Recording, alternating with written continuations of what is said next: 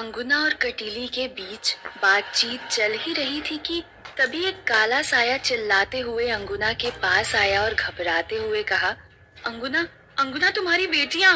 अपनी बात कहते कहते वो काला साया वहीं रुक गया। ये देख अंगुना ने गुस्से में पूछा, क्या हुआ मेरी बेटियों को? जवाब में उस काले साये ने कहा, तुम्हारी बेटियों को एकाएक जलन महसूस होने लगी है। उन्हें ऐसा लग रहा है जैसे वो भस्म हो जाएंगी। ये सुनते ही अंगुना गुस्से में लाल हो गई। वो समझ गई कि मायापुर में जरूर एक और आत्महत्या हुई है। उसने झल्लाते हुए कटीली से कहा, कटीली, मुझे लगता है मायापुर में एक और आत्महत्या हुई है। ये मायापुर के लोग कभी नहीं सुधरेंगे। ये खुद अपनी मौत को बुलावा भेज रहे हैं, लेकिन अब मैं चुप नहीं बैठूंगी। मैं किसी को जिंदा नहीं छोड़ूंगी। ये सुनते ही कटीली ने कहा, नहीं अंगुना, अभी तुम्हें इस बात का सिर्फ अंदेशा है। जब तक इस बात की पुष्टि नहीं हो जाती तब तक हमें कोई कदम नहीं उठाना चाहिए। और ये भी हो सकता है कि अभी तक सिर्फ आत्महत्या ही हुई हो, तो अंतिम संस्कार होने से पहले भी उन्हें रोका जा सकता है। कटीली की ये सब बातें सुनने के बाद अंगुना ने चिल्लाकर कहा, तो जाओ कटीली, जाओ और रोको उन्हें ये अनर्थ करने से। लेकिन अगर ये अंतिम संस्कार हो गया तो फिर तैयार रहे मायापुर के लोग इसका परिणाम भुगतने के लिए। ये सुनते ही कटीली बिना देरी किए वहां से चली गई। एक तरफ कटीली वहां से निकल चुकी थी और दूसरी तरफ बहुत इंतजार करने के बाद भी बारिश थमने का नाम ही नहीं ले रही थी। ये देखकर चंद्रकला ने चिंतित होते हुए कहा, मालिक, मुझे लगता है ये बारिश तो नहीं थमेगी। हमें कुछ और ही उपाय खोजना होगा। चंद्रकला के ये कहने पर सरपंच जी ने कुछ सोचा और गांव के 3-4 आदमियों को बुलाया। आदमियों को बुलाकर सरपंच जी ने उन्हें गांव से कुछ लोहे के पतरे और कुछ लकड़ी के बम्बू लाने को कहा। उन लोगों ने वैसा ही किया। जब पतरे और बम्बू आ गए तो बम्बू को रोककर उनके ऊपर उन पत्रों को डालकर एक जगह बना दी गई। चूंकि पुरानी लकड़ियां पूरी तरह भीग चुकी थी, इसीलिए उन पत्रों के नीचे 2 नई चिताएं तैयार की गई। उन चिताओं के ऊपर तारा के माँ बाबा को लिटा दिया गया। लेकिन जैसे जैसे मुखाग्नि देने का समय नजदीक आ रहा था, वैसे वैसे मौसम और ज्यादा भयावह होता जा रहा था। बादलों की गड़गड़ाहट और दिन में छाए उस अंधेरे की चीरती हुई बिजली की तेज रोशनी वहां मौजूद सभी लोगों के मन में एक डर पैदा कर रही थी। मायापुर पर मंडराता हुआ संकट चंद्रकला को भी साफ दिखाई दे रहा था, इसीलिए चंद्रकला जल्द से जल्द ये सब काम खत्म करना चाहती थी। कटीली अभी भी शमशान से काफी दूर थी और इधर चंद्रकला ने चिता जलाने के लिए मशाल तैयार कर ली थी। लेकिन जैसे ही चंद्रकला ने जलती हुई मशाल चिता की तरफ आगे बढ़ाई, उस बारिश के बीच एक तेज हवा का झोंका आया और एक ही झटके में वो जलती हुई मशाल बुझ गई। ये देखकर चंद्रकला का अंदेशा यकीन में बदल गया।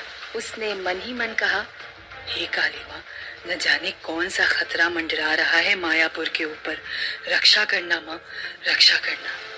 सोचते हुए चंद्रकला ने फिर उस मशाल को जला लिया। इस बार भी जैसे ही चंद्रकला ने मशाल को चिता की तरफ आगे बढ़ाया, एक बार फिर वो मशाल बुझ गई। ये देखकर इस बार तो गांव वाले भी काफी ज्यादा डर गए। चंद्रकला ने इस बार अग्नि के सहारे से नहीं बल्कि मंत्र के सहारे उस मशाल को जलाने का सोचा।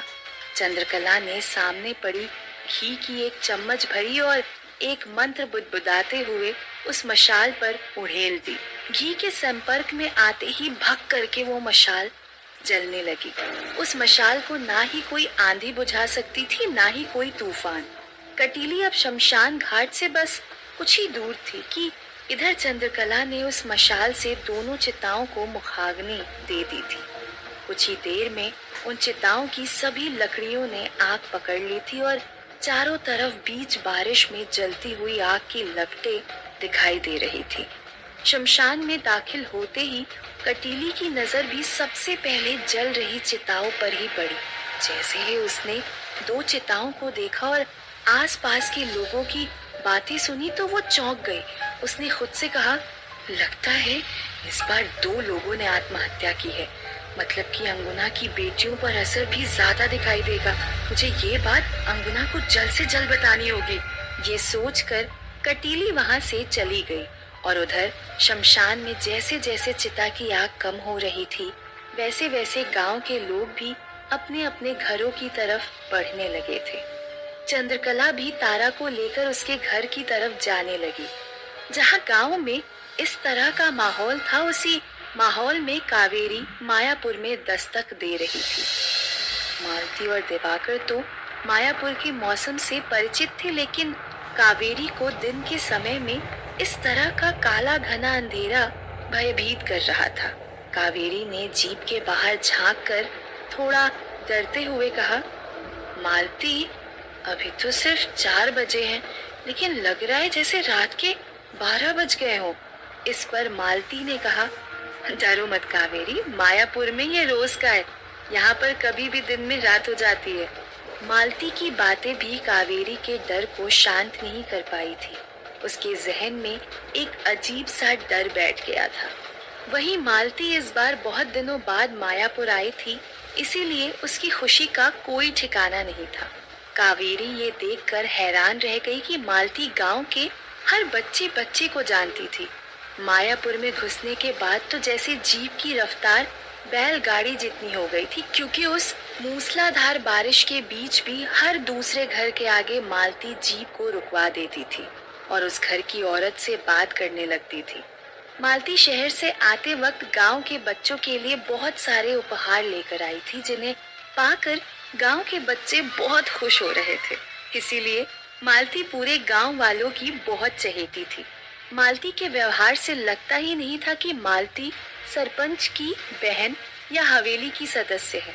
पूरे गांव वालों को मालती अपने घर की सदस्य लगती थी। एक घर के आगे मालती रुककर किसी औरत से बात कर रही थी कि तभी मालती ने देखा कि पूरे गांव में अफरा तफरी मच गई है।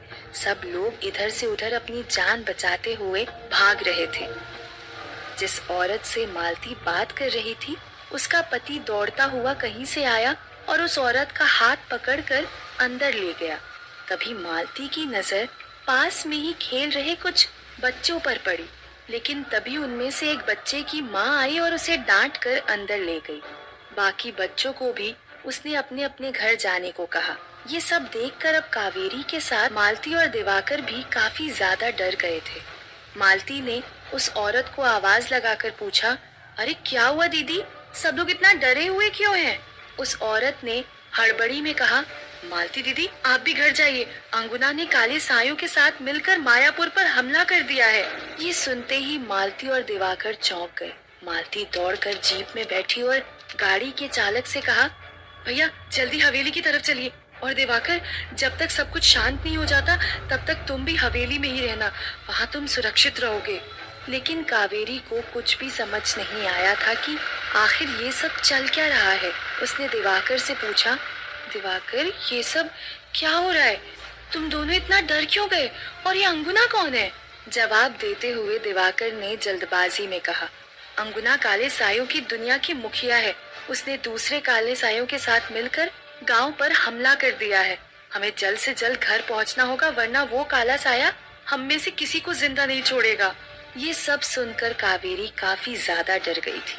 वो दिवाकर के हाथ को पकड़कर उसके कंधे पर सिर रखकर दुबक कर बैठ गई। वहीं दूसरी तरफ चंद्रकला तारा को लेकर उसके कमरे में बैठी हुई थी। तभी उसे भी आभास हुआ कि बाहर लोगों का शोर मचा हुआ है। चंद्रकला जब कमरे से बाहर निकली तो वो ये देख के दंग रह गई कि आसमान में अनेकों काले साए मंडरा रहे थे। उनकी डरावनी आवाजें चंद्रकला के मन में भी भय पैदा कर रही थी। चंद्रकला ने मन ही मन कहा, हे काली माँ, एक साथ इतने सारे काले साए, लगता है मेरा अंदेशा बिल्कुल ठीक था। मायापुर पर बहुत बड़ा संकट आने वाला है। चंद्रकला ये सोच ही रही थी कि तभी दरवाजे पर दस्तक हुई। कोई जोर जोर से दरवाजा पीट रहा था। चंद्रकला जल्दी से दरवाजे की तरफ गई।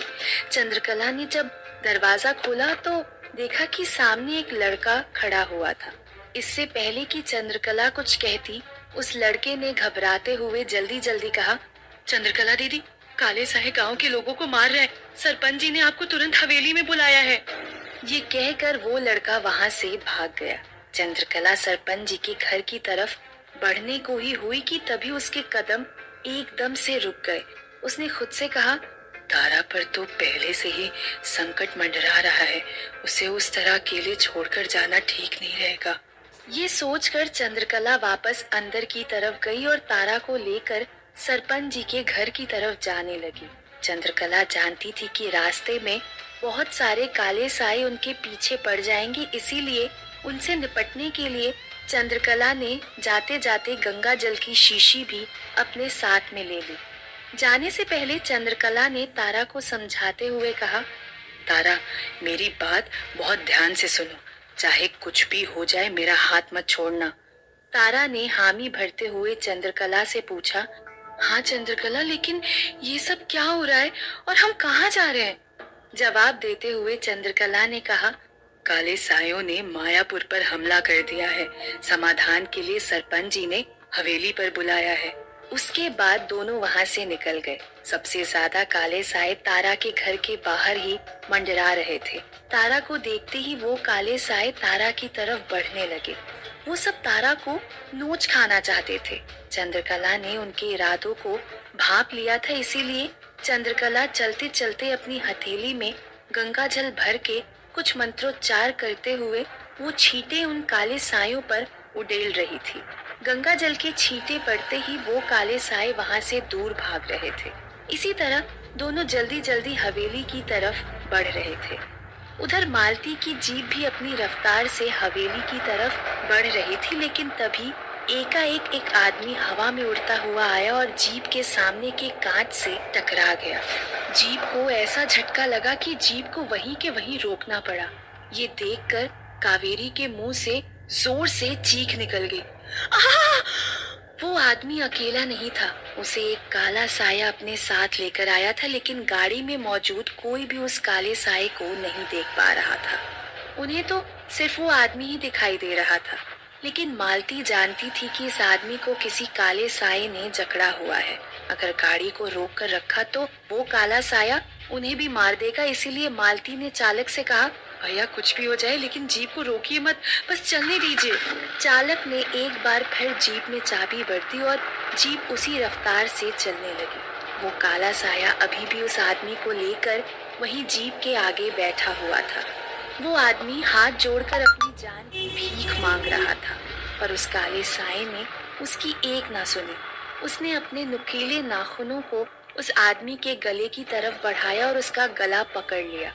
चालक बार बार गाड़ी को उसी रफ्तार में इधर से उधर झटके दे रहा था ताकि वो आदमी गाड़ी से नीचे गिर जाए। ये देखकर उस काले साए का गुस्सा बढ़ता जा रहा था। वो नुकीले नाखून उस आदमी के गले के अंदर प्रवेश करने लगे। देखते ही देखते गले से खून की धार बहने लगी थी। दर्द के मारे उस आदमी की चीखें निकलने लगी थी। कावेरी ये सब देख नहीं पा रही थी और डर के मारे वो रोने लगी थी। इसीलिए दिवाकर ने अपने एक हाथ से कावेरी की आंखों को ढक लिया था। अब तक उस काले साए के नाखून उस आदमी के गले में घुस चुके थे। उस काले साए ने गले का आगे का हिस्सा जोर से पकड़ा और गले के उस हिस्से को खींचकर बाहर निकाल दिया। गले से खून की छींटे गाड़ी के सामने के कांच पर आकर गिरे। ये देखकर मालती की भी चीख निकल गई। अगले ही पल उस आदमी के प्राण शरीर से अलग हो गए। उस काले साए ने जैसे ही उस आदमी को छोड़ा, वो गाड़ी से जमीन पर जाकर गिर पड़ा। वैसे तो सभी काले सायों को अंगुना का अंदेशा था कि जो लोग अंतिम संस्कार में शामिल हुए थे सिर्फ उन्हें ही मारना है, लेकिन जिस तरह से चालक ने गाड़ी को झटके दिए थे उसकी वजह से उस काले साए का गुस्सा बहुत बढ़ चुका था। वो गाड़ी के अंदर मौजूद सभी को घूरने लगा।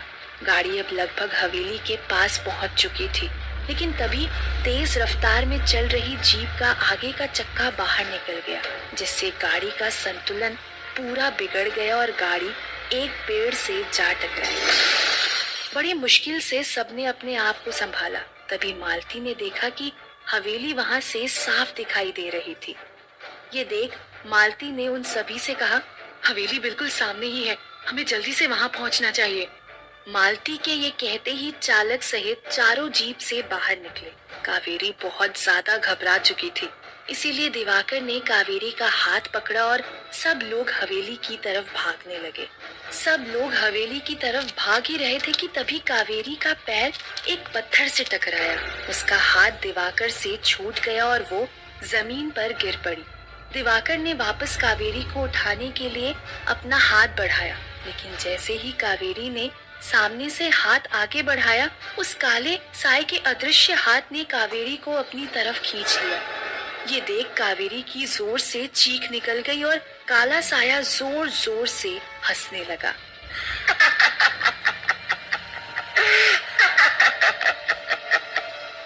कैसे बचेगी कावेरी एक काले साए के हाथों से, और आखिर कैसे बचाएगी चंद्रकला मायापुर को अंगुना के हमले से?